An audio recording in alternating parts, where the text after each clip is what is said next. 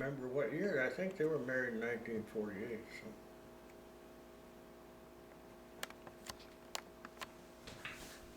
That sounds right. They were married 63 years.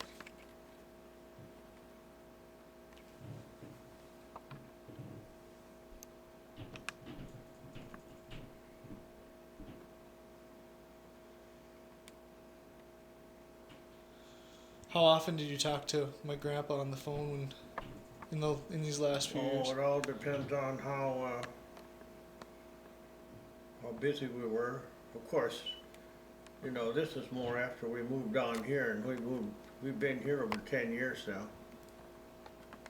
Well, we didn't have any set time, and I'd be sitting there in my lazy boy, and I'd think about him and pull out my cell phone, and we'd have a chat. But it was kind of interesting because, we remembered the same neighborhood. Well, we'd talk about who used to live on this place and who lived on that place, and we'd always talk in terms of 65 years ago. I know all the neighbors, and he still knew them. But I said, now there's nobody left that knows, the same thing that way, but except for Eldon Bjerstrom, who is the same age as I am, and they live next door, out in the country there. They moved up from the cities. It must have been at about 35 in the farm right west of us.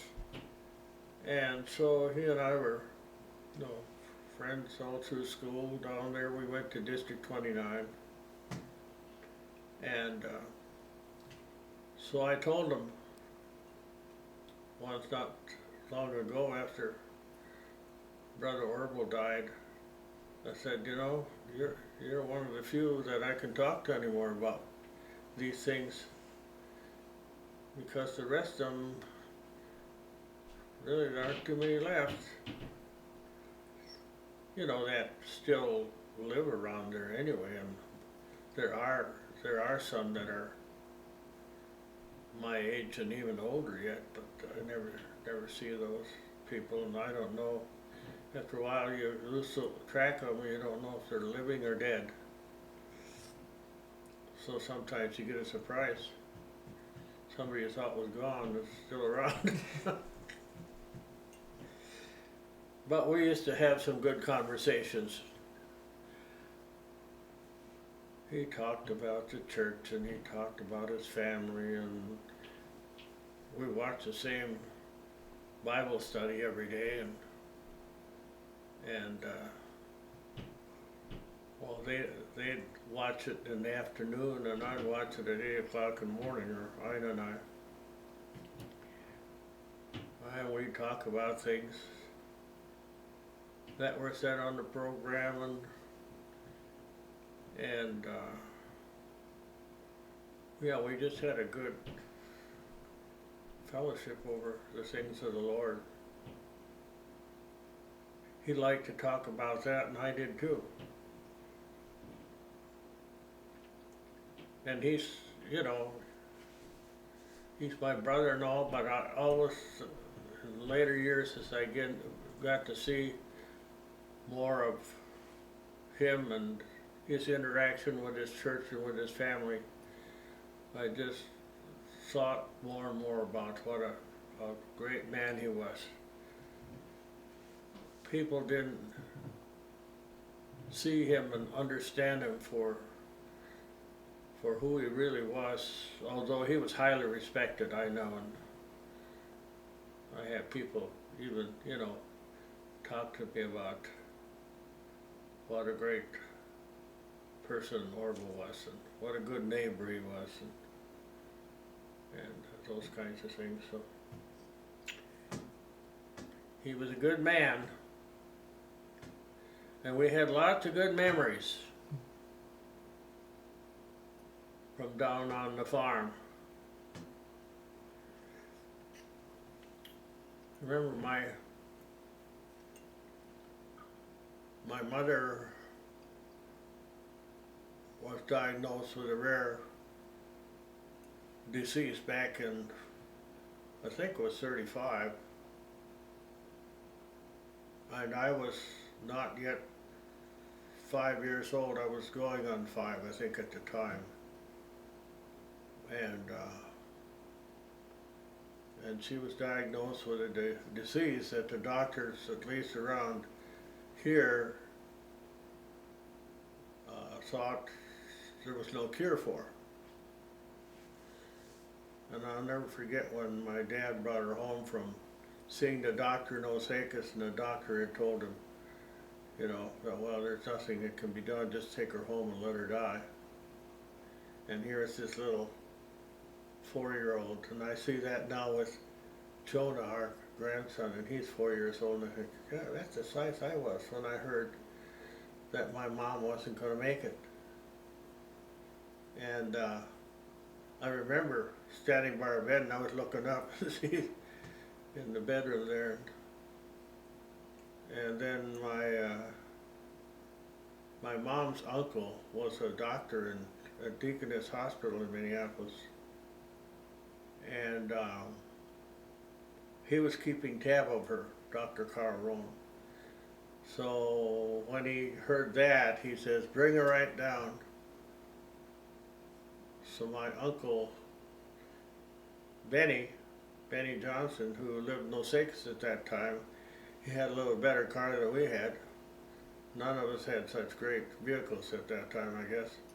But they loaded her up and hauled her to Minneapolis.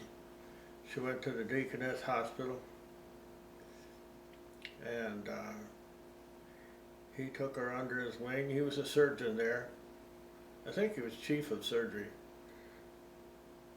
And she was gone for, I think, about 3 months.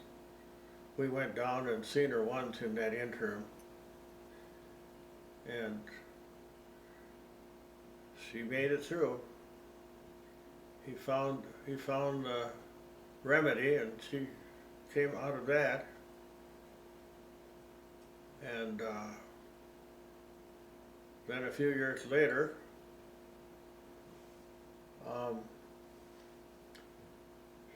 she had another problem that he had to help her with, and that was she had a stomach tumor. Now, I don't know, it seems to me that was about 1944 maybe.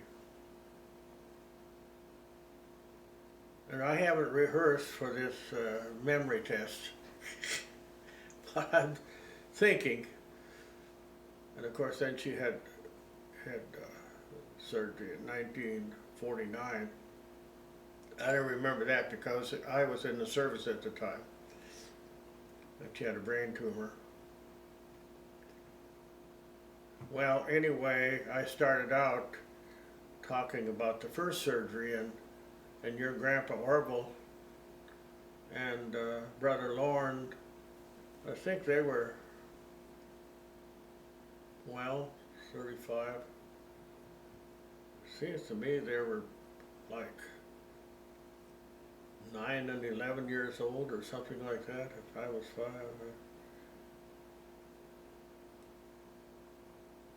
Maybe it was 10 and 12. And when my mother was taken to the cities, she said the hardest part for her was when they were leaving the farm. She looked out the window of the car and saw those 2 little boys, and they were expected to take over the farming, milking of the cows and the chores and all the work on the farm. Those two little boys. But God saw her through that too. All of her illnesses and sicknesses. You talked a little here about when my dad was converted, and this thought came to mind. You know, when we're first, you know, come to know the Lord. Usually we are not perfect when we start out. We get converted. God calls us by His Spirit through the Word, and we receive Christ as our Savior. But there's got to be a growing process that goes on the rest of the life. So you have many spiritual experiences, and so would Dad too. As I look back at this time,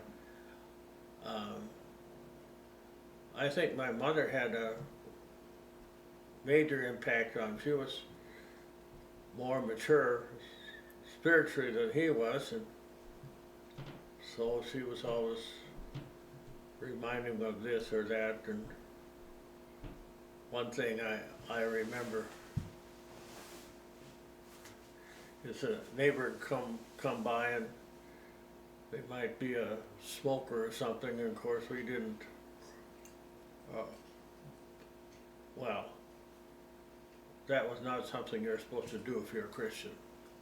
I'm not saying that you can't be a Christian and smoke, but I don't know too many, or I don't know any really, but he'd ask the neighbor for a cigarette so he could have a smoke with him. And so my mother would see that, and boy, when he'd come in the house, she'd let him have it, you know. What are you doing, smoking? Or could it be a chew of snooze too? Some of the neighbors like to chew snooze. But he grew spiritually, and he was involved in the church, originally with Little Bethel. And of course my grandpa, Andrew Johnson, was one of the main ones, you know, like, I suspect he was the elder, one of the elder. I think he and Oscar Ling, at least, were elders there. So Dad grew spiritually, and then when the church closed down in Little Bethel, which he wasn't happy about at all, and we came out to Elam, but the church sort of split up, and Dad didn't think that should have happened. We had quite a few people there. There are churches that start up from scratch with fewer members than what we had at Little Bethel. So it's interesting. We came out here to Elam, and Dad, it doesn't seem like it was too long before he was an elder in the church out here, so sort of gives you an idea of what took place in his life. Now, we came out here in the early 40s. I don't remember exactly what year it was, but I was confirmed actually out of Little Bethel, and I was 13 years old at the time. But it was sometime in that time frame, and then we came to Elam, and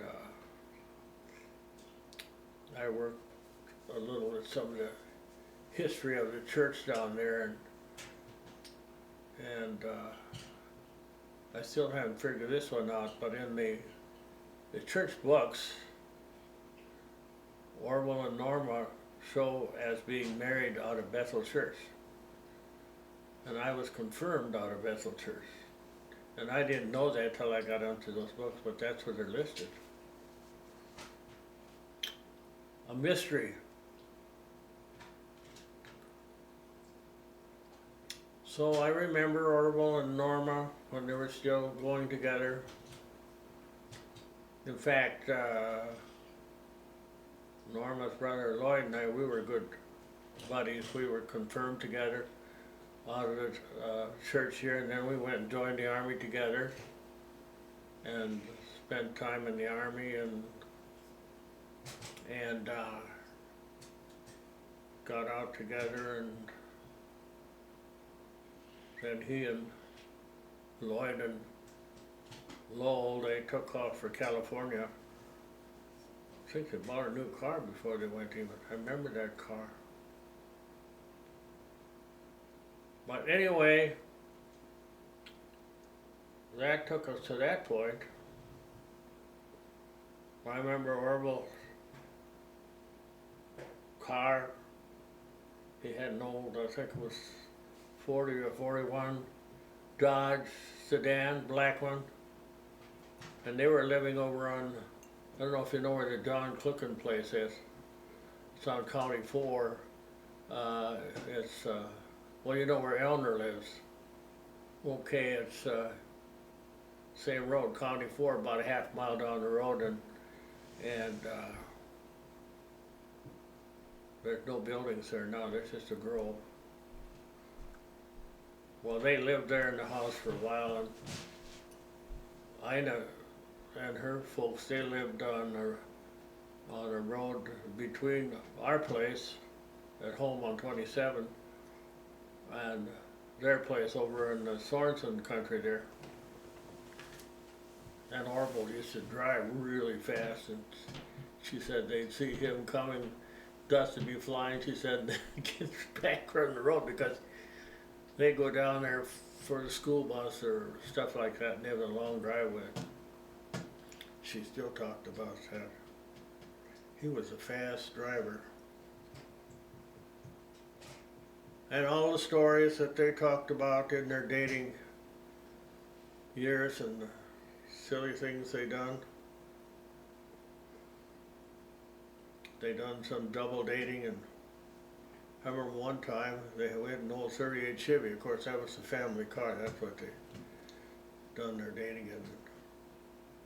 They were coming down 27, and a pig got in front of them, and they drove over the pig, and the pig got stuck under the car. I always thought that was funny. They had to jack the car up or something because the pig couldn't get out. Oh man. We had other interesting events, and I think about that.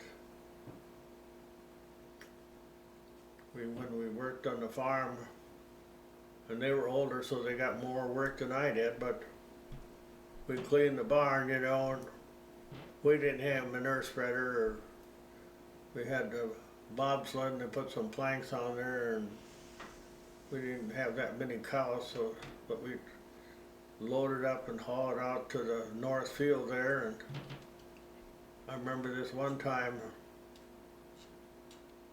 we went out there, Orville was driving, he was up in front, and Lauren decided he's going to hook his little sled behind, right on the sled.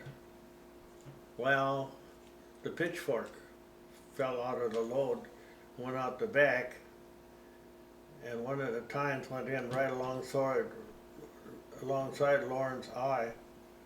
I mean, it went right in below the lid, but didn't hit the eyeball. So you remember things like that. You remember. Of course, you have 1,000 memories. I was talking to Eldon just at deer season, Eldon Bierstrom, telling about a memory. He was over to our place, and we were up in the old barn in the haymow. And we looked out the door of the haymow, and there we saw a deer running across to the east. And of course, we hightailed it down and found Orville and Lauren, and Orville hopped in the car. Dad also got in on the passenger side. We were sitting in the back seat, and we took off down the road going east there, and then we headed what we call the Gutchess Road. Lauren, he went out behind, and here this deer came, and it came right for the road. And Orville opened the door and slid out with his shotgun, I think he had, and Dad moved in under the driver's side, and Orville was standing on the running board, which you don't have nowadays in cars, but stood on the running board and shot the deer.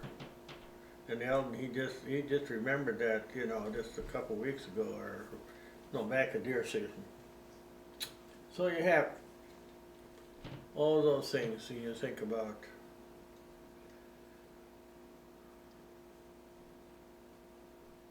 lots of interesting things, memories that are stored away, but they're leaking out. Good thing. If you go back and think about your father's conversion to Christianity, can you as a 4 or 5-year-old at that, I guess probably right around that point, do you remember any difference in the way your father behaved, or just normal like day-to-day life, if that changed in any way, or if there was any? Well, not that he was a good man otherwise. We were poor.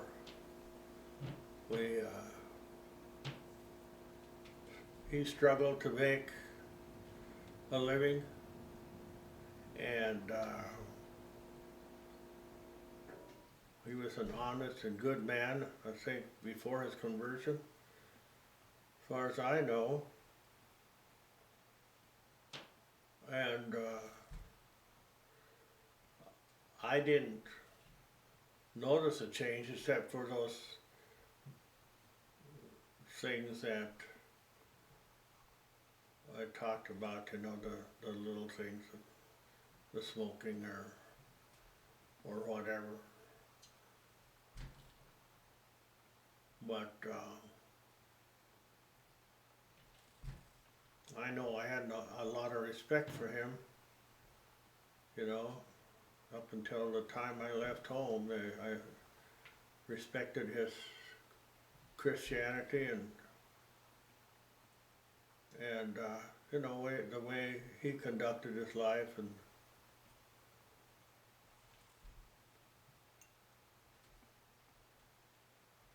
so it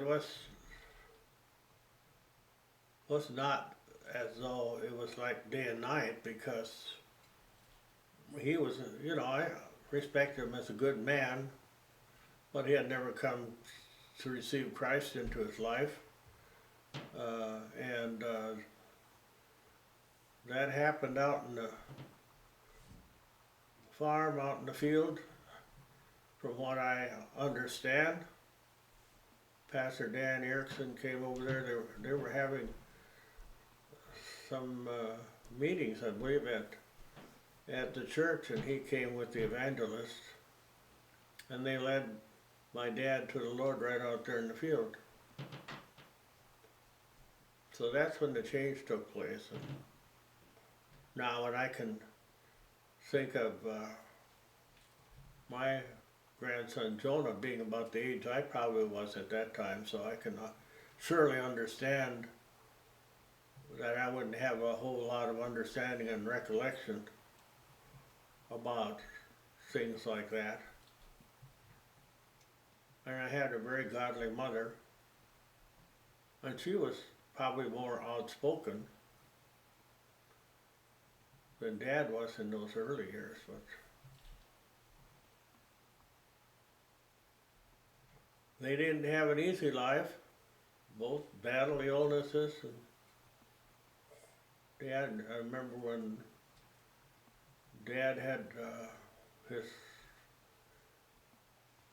first encounter that I recall, anything specific, was he was down in the barn helping with the milking. We'd all go down to Orville and Lorne, and Dad and I, and Dad got sick down in the barn, and pretty soon he started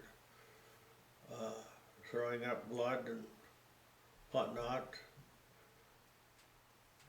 I remember that Orville brought the old civvy down there again, and Dad laid down on the running board and hauled him up to the house.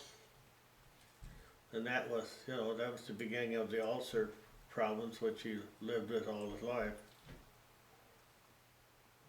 Off and on. Of course, then later Orville also was diagnosed with ulcers and had to leave the farm, and that was during the war years. So he went to the cities and worked in the defense plants, I believe it was down at New Brighton. So then it was, Lauren was in charge, and I done what I could. Of course, Lauren was going to high school at the time and he had to quit, and he wasn't too happy about having to quit high school. And then when I got to high school age, I was able to keep going. And so that's, you know, that's how it affected others too. But anyway, they were ambitious.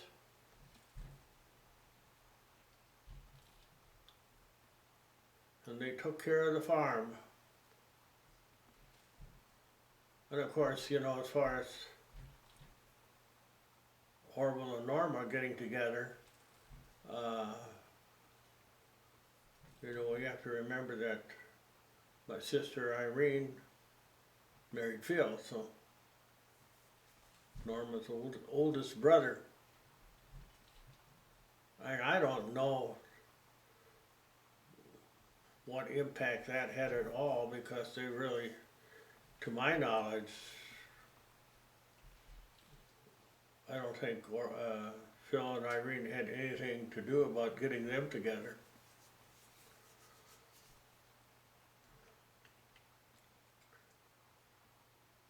I remember when she was student teaching, and I think it was down around Glenwood or Starbuck, someplace in there, and before they were married, and they asked Lloyd and I to ride along so he could have company. Whatever year that was, must have been about 46 or probably something like that, even earlier than that.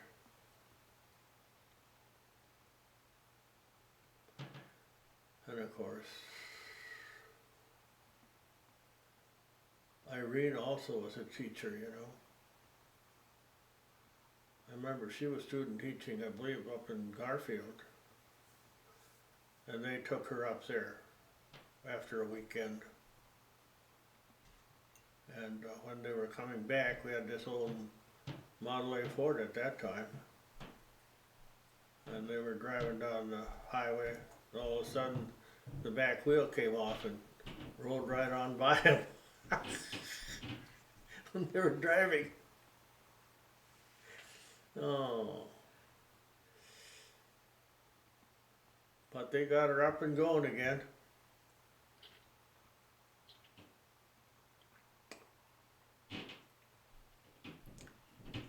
And of course, you know, when you get to see the kids growing up, first Myron, Becky, and Alan. You know, I've got some movies someplace I did have, and I have no idea where they're at, where I took the movies of those little guys when they came to visit us down in Sauk Center. We had an apartment. And so I remember one thing about Alan, when he never crawled on his hands and knees. He always slid himself along on his butt. I don't think he ever crawled. I don't know. I wish I could find those someplace and see if I could still get them to function. Let's go back a little bit to, you talked a little bit about being pretty poor and your dad doing what they could on the farm to, you know, to make a living. Did you recognize living in the Great Depression at the time, or do you look back and you mean?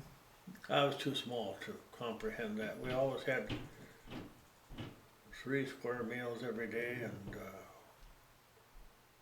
my dad didn't like government programs, you know, to help make it. He wanted to do it on his own.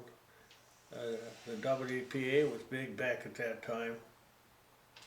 Workers Progressive Administration, or whatever it was a program developed under the Roosevelt administration, and lots of people went, lots of men went and got jobs.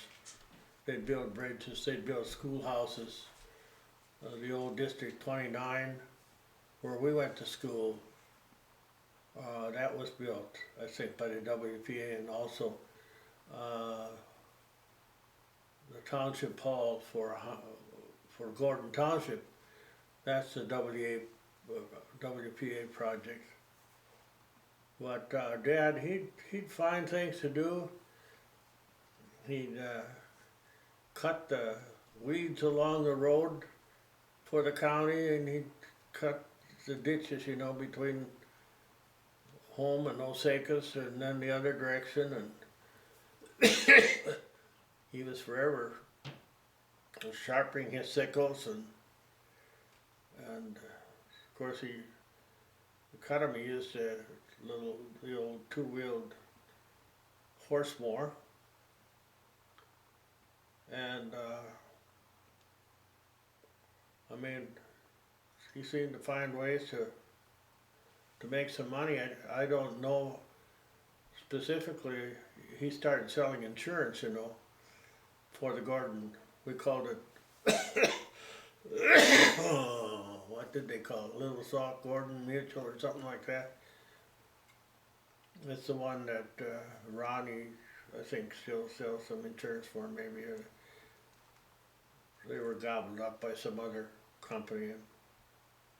But I think Grandpa Johnson was instrumental in getting that insurance company started, Grandpa Andrew.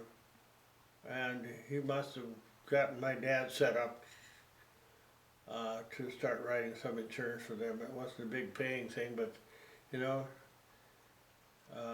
he done a good job and had lots of policies at the end.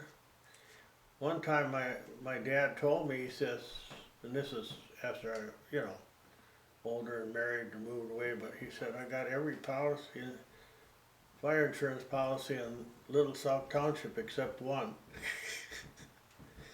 And then he also started riding up in Reynolds to the north. My mother never worked out. You know, I mean, she was ill, or she was raising her family, or, you know, there weren't too many women that were working out. Ina's got all kinds of history for us, I suppose, but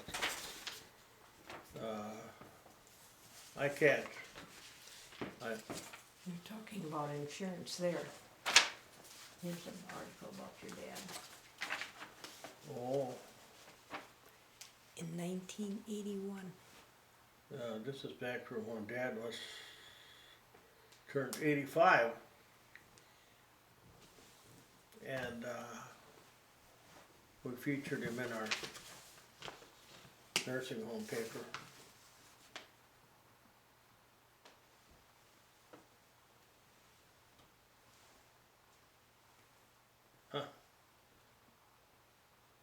Well, at this point, he was 85 and he was still taking care of his insurance business. He considered retiring, but he was worried about what he would do with his time then. And furthermore, he really enjoys the opportunity to get around and visit as many policyholders. You know, and he'd come there and they were his friends, so he'd be sitting there drinking coffee, or he really enjoyed that. He was a people person. I remember one time he told me he stopped taking care of insurance for this widow lady.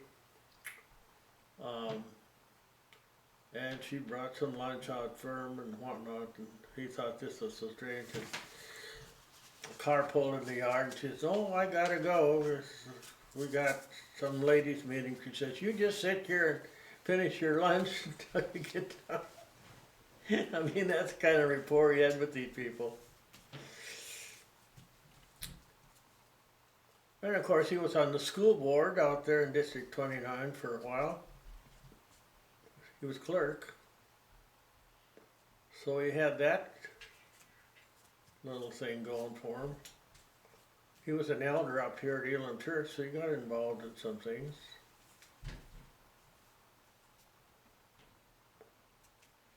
Yeah, Did he ever talk about his young life at all? about what? About his own young life? Oh yeah, he didn't have a very happy life. No. You know, seeing we're so late in life now, I think there are some who know that his dad took his own life. And so he had to quit school, and he was like in the 5th grade and helped take over the farming and whatnot. And of course, they were neighbors to where my mother grew up. They lived maybe a mile apart. And I understand that even though my grandpa Johnson had, 7 boys, that he used to have hired men, and I think my dad worked for him some even.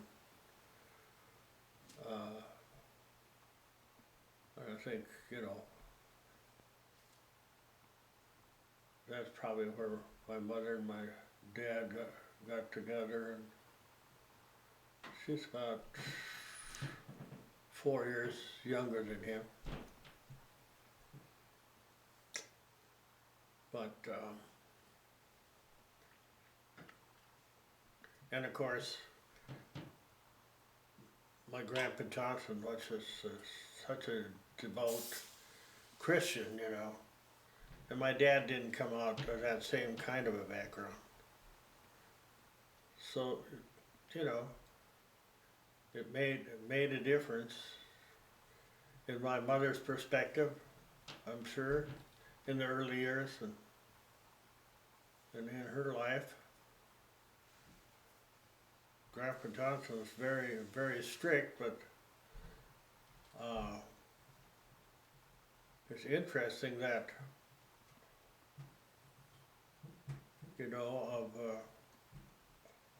of that family, there were not that many that really came out as really,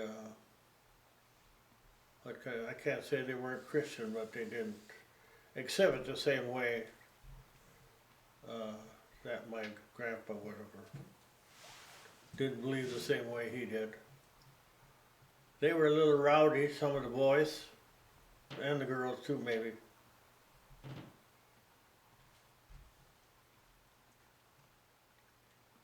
And of course, when you got 12 kids in the house,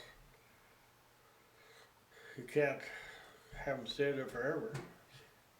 So they were out getting on with life. Had couple of the older ones went to Canada. It was back in the days when they do homesteading, One of my uncles lived permanently up there. One went up and came back. I think my oldest aunt went up there to work as a cook or something and whatnot. She was married and she moved to California. So and between the oldest one and the youngest one, there were quite a few years.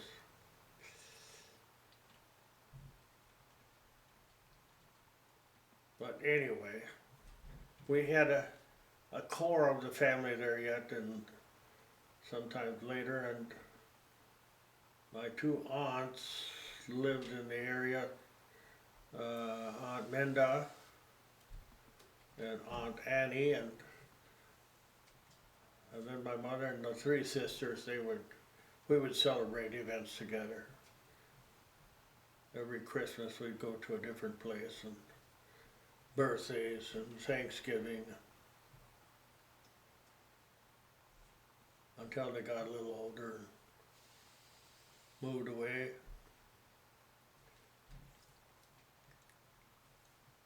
So your mom grew up, so your mom grew up in a Christian home, Oh, yeah. Did they ever talk about the fact that she married your dad who wasn't a Christian and the dynamics No. of that at all, or was that not a uncommon thing? Well, I don't know if it was. I think my grandpa had a lot of respect for my dad even before that. You know, just because he saw he was a good worker and a good man, and he worked for. My dad worked for Grandpa Johnson a little, and they were neighbors, so he knew him well. So I don't know.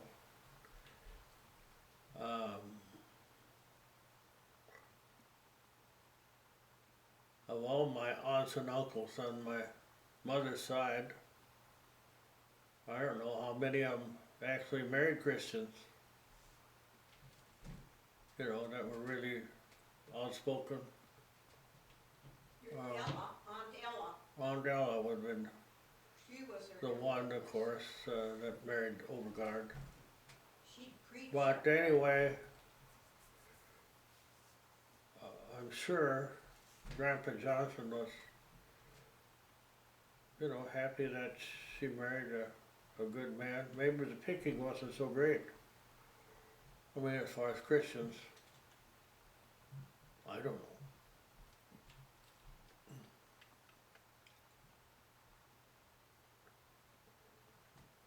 How about your grandparents? What kind of relationship did you have with? Well, I remember my grandmother pretty well. My grandpa died in 1934, I guess. I was just thinking about that a couple days ago, and I gotta stop by the graveyard and check out the dates on that, but I wasn't very big, but I remember him. I remember coming over to our house. In fact, he came this one time, and I was standing on a chair by the kitchen table, and I had made a little pulpit out of a box or something, and I had a Bible there, and I was preaching. When Grandpa came, and I'll never forget, he says, well, Wayne, he says, you know, you got the Bible upside down. And I never forgot that. Well, he thought it was great. I was going to be a preacher, he thought. Got to have the Bible the right side up. So I remember that time. And then the only other time I remember is when he was dying and we were there. And I and two of my boy cousins, we were out on the porch together, and then they came and told us that Grandpa had died. I can't believe what I'm seeing here. Excuse me, guy out in the field. And it's after Christmas. It's on the other side of those trees. Got his tractor. Yeah, so anyway, and then my grandma, of course, she was living on the farm for a few years, and she went to Little Bethel, of course. And so we'd go over there and I'd ride along like my dad, you know, regularly on Sunday morning, and we'd go over there, and then we'd leave our old whippet, and we'd take their nice newer whippet, and then we'd stop by and pick up Mom at home, because she'd be getting a dinner or getting things lined up for after church, and we go to church using Grandma's car then, the old, probably what, a 1930 Whippet. And then she'd come over after church every Sunday and have her meal, and then we'd take her back home, and done that pretty regularly. 'cause she lived, she had like, well, they fixed up so she had like an apartment onto the house. They added a kitchen or whatever, and then Rooney and Minda Doreen, Minda was my mother's sister, they moved in there for a while and they farmed the farm then. But they were Assembly of God people, so they'd go their way and then Grandma'd go with us to church.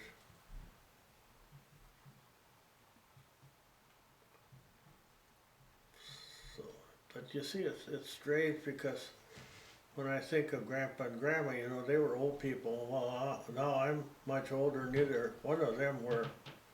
At the time, I think of them as being so old.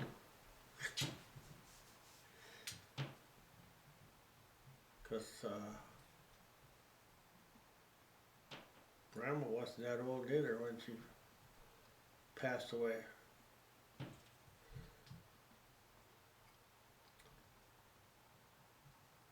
But I don't know.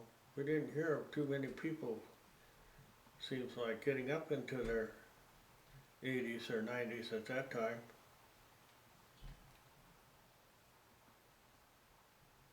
I'd have to go look at the graveyards and see how old some of those people were when they died.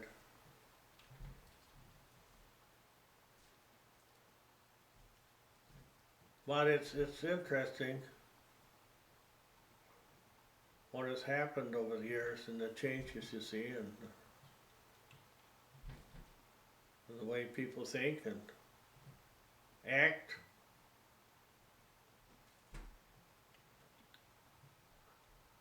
I think in our family, you know, to see all the young people who have really turned their life over to Christ and that surely comes through the influence of their parents, but their parents from their parents, and I think a lot can be traced back to my parents and then you know, their children, and not to say that it didn't come from the other side of the family too, but you know, they had a terrific impact. And when I see how many of my nephews and nieces are living for the Lord or professing Christians, it's rather amazing. You know? And I know talk to some of my nephews and my dad loved his grandkids. My mother did too. But they all thought that my dad thought they were his favorite grandchild. He had a way of doing that. And you know, he'd sit them in their lap and talk to them. I know Nadine, she remembers that. And he'd say, well, I'm praying for you every day. Which I know he did. What do you miss most about your mom? Well, just, I think she was such a good lady, and she always was concerned about our spiritual welfare. You know, she came to live up at her own home, and I'd go and see her quite regularly, and she'd almost always say to me, well, are you sure that you're right with the Lord? Or, you know, she was concerned about my spiritual welfare. And I appreciated that, and I appreciated knowing that they just kept praying for us and for their family. And I really, I see the impact that's on the lives of children and grandchildren, great-grandchildren, you know, that they've had an impact in that, directly or indirectly. And now when I see how many there are out there, grandkids and great-grandchildren, and it's pretty interesting. You don't necessarily see too many families that there are that many that are really, I think, so out and out living for the Lord and have a good spiritual life. At least that's the impact I get from it. You might see some families where they're, you know, are of that size. You're going to see some that are not doing so well spiritually, and they're going to see, you know, what I think in our family, and I think, for example, Norma's family, the tremendous impact that they've had on their children and their grandchildren. It's pretty amazing if you think about that. What do you miss most about your dad? Oh, At the funeral, in later years, all the grandchildren made it. 21. he lived with us for a while, you know. When he moved to Fergus, my mother went to the nursing home, and so we'd sit around and visit, and I'd ask him questions about his childhood or earlier years, and I had a tape recorder, and I even taped some of that. Who knows where the tapes are? We'll find them someday. Well, she says we'll find them someday. I doubt it, but it's interesting.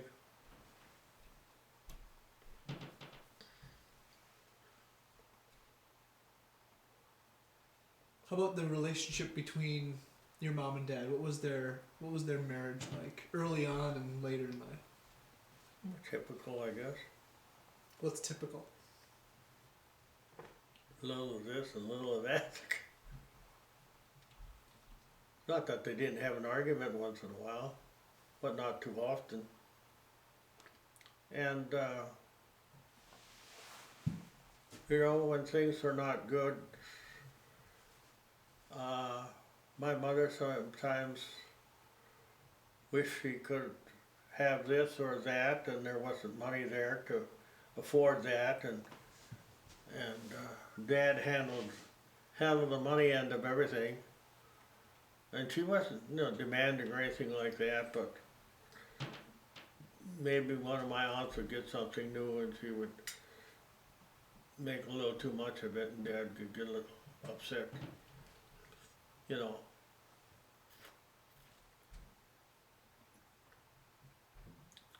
But my dad, you know, he was a good husband to her. Even in later years after he came to live with us, and then he went up and we got him a little apartment up in the facility, and he was over in her room almost all the time.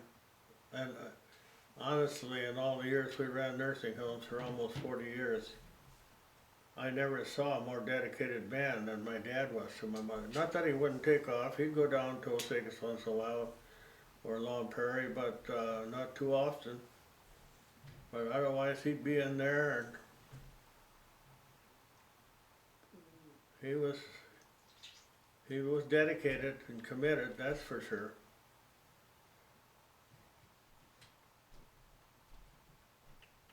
And they, you know, talk about family and friends, and although my mother, you know, well, both of them, their memories weren't as good as they should be, or as they could be. I shouldn't say should, I guess it was good enough. But my mother would sometimes go in and out mentally and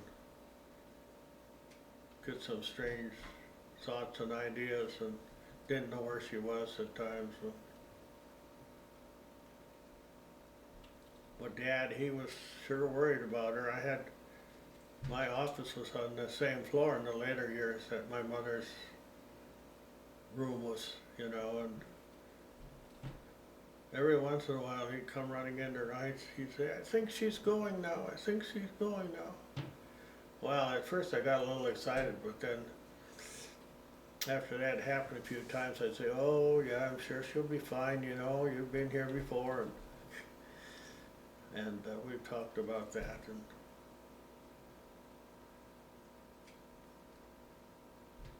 but of course, it was different too. You know, when they're Christian and you've seen somebody lay there and suffer for all that time, and you know, to remind them that when it's her time to go, she's going to a better place and she'll get out of all that misery, whatnot she's gone through, because she didn't have an easy life at all because of all the illnesses she had. And then the last one, the brain tumor, you know, after that surgery, it left her paralyzed on one side. But she was a woman too of determination, never quit. Never wanted to quit. A lot of people would have given up long before she did. She didn't quit until she had to. I mean, really.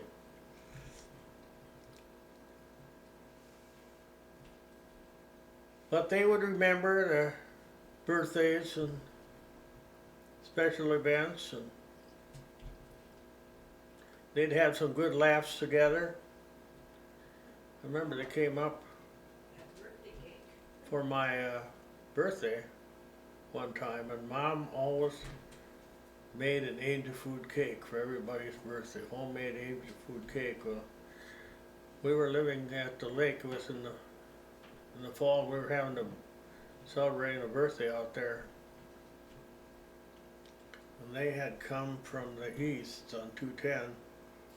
Well, Dad didn't notice the road to drive in as soon as he should have, but he decided to turn in anyway. And they went down the ditch and out of the ditch, and they got to our place, and Mom came up. She says, "Well, don't say anything to Dad, but you know, here's what happened." And then she says, "And the angel food cake went flying or something." Well, Dad barely got out of the car, and he came over, and he was laughing all about this. He told me what had happened. They had interesting events, and they'd talk about them. Mother couldn't see very good, you know. I remember one time we came there, and he was still milking a cow. So one cow, I think, he milked. And she'd go down and clean up after him in the milk house. And they had a strainer. They strained the milk to it. And it had a filter in it. So she'd taken the filter out and she'd throw it out so the cats could get at it. And she threw it and hit Dad right in the face. So they were laughing about that, you know, interesting little tidbits.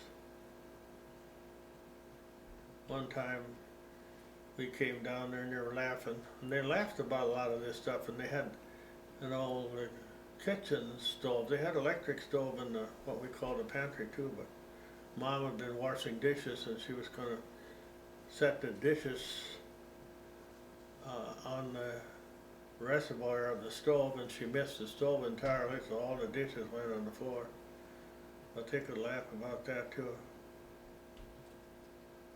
Yeah.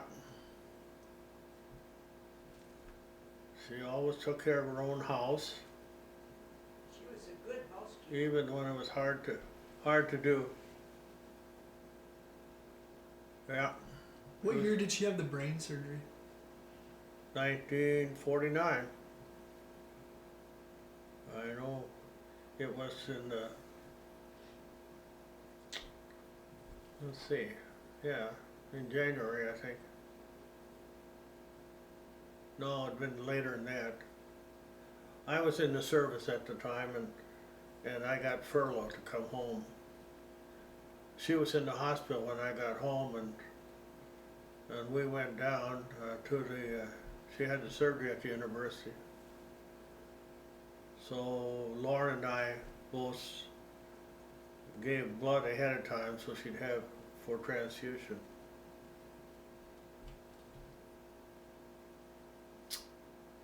But she wouldn't let him have surgery until I came home.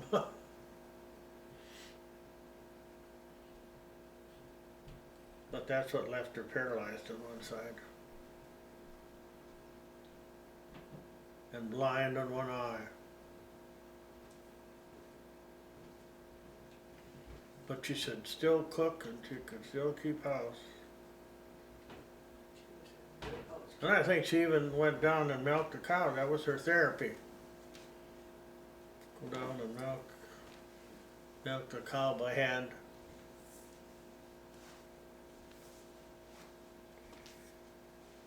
And of course, when Phil was in the service, then Irene lived with us for a while. And Gary, in his early years, he grew up, the first couple of years or so on our farm at our place.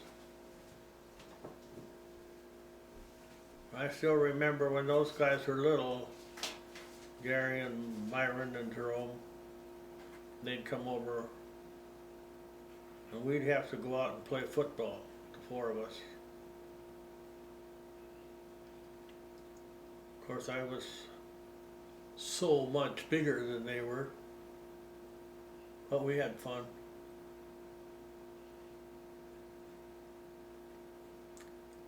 And that was, at all the special events, like a birthday party or somebody's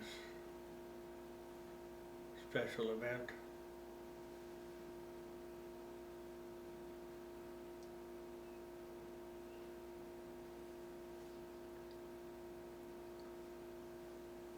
In 1956, I bought a new car, my first new car. And one of the things that we decided we wanted to do, and we were married at that time. My mother had never been out of the state of Minnesota, and she was 56 years old at the time. So we decided we were going to take them to California to see her sister, Bertha. So we did that. Took Mom and Dad along and drove to California. Only problem was that it was, we had to go through the desert and we didn't have air conditioning at that time. Never forget that trip. But they sure enjoyed it.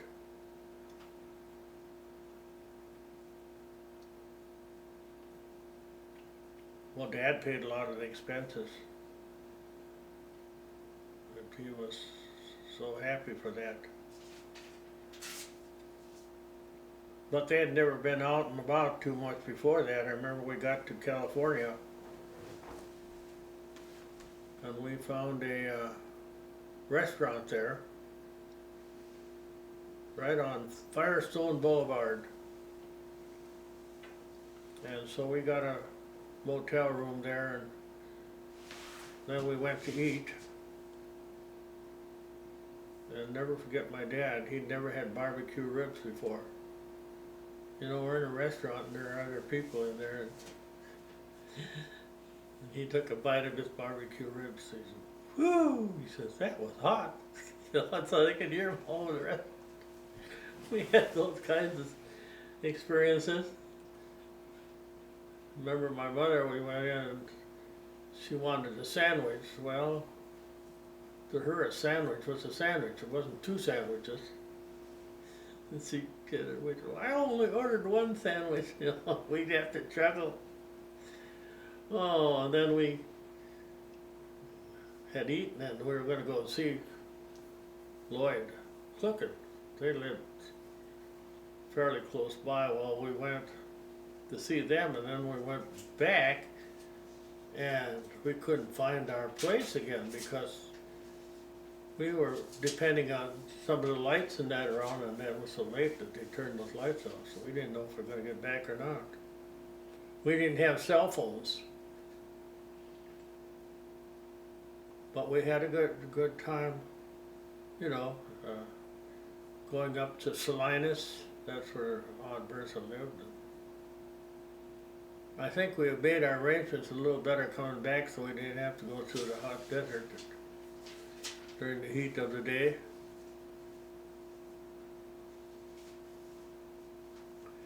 And of course, you know, I stayed at home after I came out of the Army. Those first years, I worked first at Herberger's in Osakis, and I lived at home, and then I was gone for a couple, 3 months to the cities and worked in a plant down there, and then back to J.C. Penney's in Sauk Center, where we were when we got married. And I worked there until 1962, except for a year I spent in Fergus going to Bible college. And Ina worked in Long Prairie at Harts for quite a few years. 10 years as an accountant up there. And she'd drive back and forth to Long Prairie, and then when I started college again, I'd drive to St. Cloud and back every day. And then I'd work, so I worked 32 hours a week and went full-time to college in St. Cloud. They had about 2 hours on the road every day, and then I directed the church choir up here, and I taught the teen Bible study, and we were busy. Ina taught Sunday school, and she was the church organist. We didn't have a lot of spare time. And now I get the notes from my secretary.